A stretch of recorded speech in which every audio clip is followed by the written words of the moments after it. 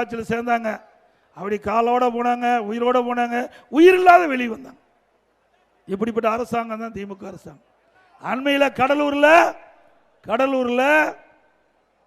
ஒரு சளி காய்ச்சல், அதுக்கு ட்ரீட்மெண்ட்டுக்கு போறாங்க. அப்போ அந்த பேஷண்ட்டுக்கு, அந்த நோயாளிக்கு நாய்க்கடி ஊசி போட்டாங்க. எப்படி நிர்வாகம் பாருங்க.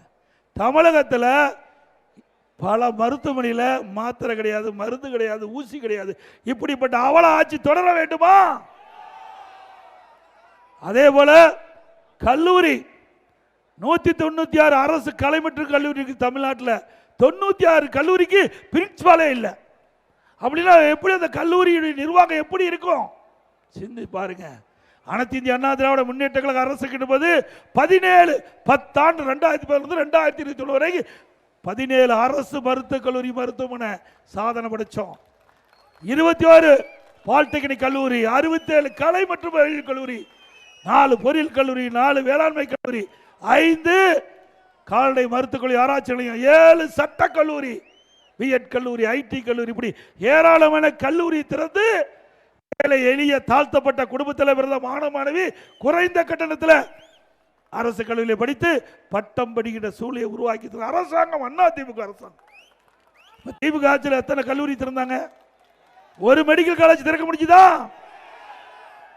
அது மட்டும் இல்ல, அம்மா 2011 தமிழகத்துடைய முதலமைச்சர் பொறுப்பேற்கும் போது வெறும் 132 பேர் தான் உயர்கல்வி படிச்சுட்டு இருந்தாங்க.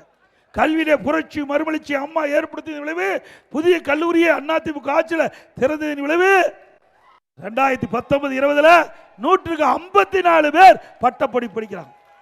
இதுதான் அதிமுக சாதனை.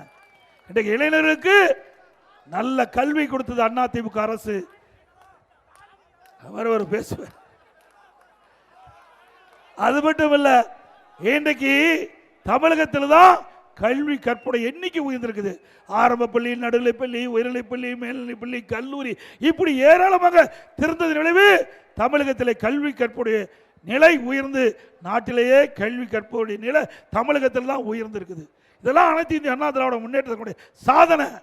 அது மட்டும் இல்ல, இன்றைக்கு சொன்னாருங்க, கீழே இருந்து சொல்லிட்டு இருக்காங்க, அண்ணா திமுக ஆட்சியில் கொண்டு வந்ததெல்லாம் ரத்து பண்ணிட்டாங்க, பல திட்டத்தை ரத்து பண்ணிட்டாங்க. இதுதான் திமுக சாதனை. அண்ணா திமுக ஆட்சியில் மக்களுடைய நன்மைக்காக கொண்டு வந்த பெரும்பாலான திட்டங்கள் திமுக ஆட்சியில் ரத்து பண்ணியிருக்கிறாங்க. தாலிக்கு தங்கம் திட்டம் அற்புதமான திட்டம். 6 லட்சம் பேர்களுக்கு திருமண உதவி திட்டம், 20,000 50,000, தாலிக்கு 1 பவுன்.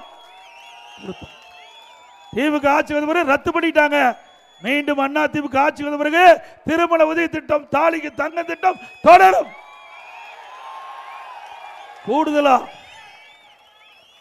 அதோட திருமண உதவி திட்டத்தில் அதுல இடம்பெறவங்களுக்கு மணப்பெண்ணுக்கு பட்டு சேலை கொடுக்கப்படும், மணமனுக்கு பட்டு வேஷ்டி கொடுக்கப்படும்.